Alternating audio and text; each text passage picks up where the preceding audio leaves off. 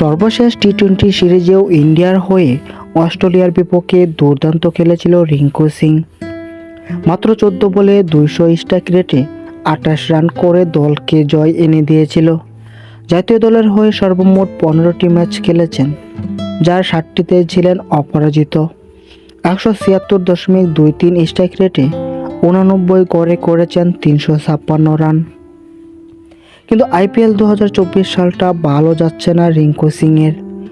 এত বড় বড় তারকাদের মাঝে খুব বেশি একটা সুযোগও পাচ্ছেন না।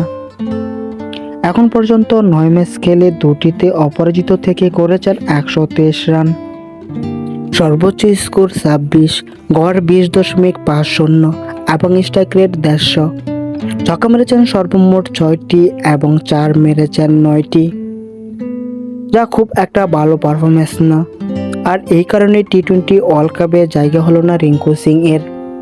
অবশ্য আছেন স্ট্যান্ড বাই ক্রিকেটারের তালিকায়। টি-20 ওয়ার্ল্ড কাপে জায়গা না পাওয়ায় দুঃখ প্রকাশ করেছেন রিঙ্কু সিংয়ের বাবা এবং মা। রিঙ্কু সিংয়ের বাবা বলেছেন, আমরা বাজি কিনে রেখেছিলাম এবং উদযাপন করেছি, কারণ আমরা ভেবেছিলাম যে রিঙ্কু প্লেইং 11-এ সুযোগ পাবে। কিন্তু রিঙ্কু তার মাকে ফোন করে যখন বলে আমি সুযোগ পাইনি, সে এই কথা বলে ভেঙে পড়েছে। গোটা ভারতবাসী চাই তোমাকে বিশ্বকাপে। অবশ্য 27 তারিখ পর্যন্ত পরিবর্তন করার সুযোগ আছে।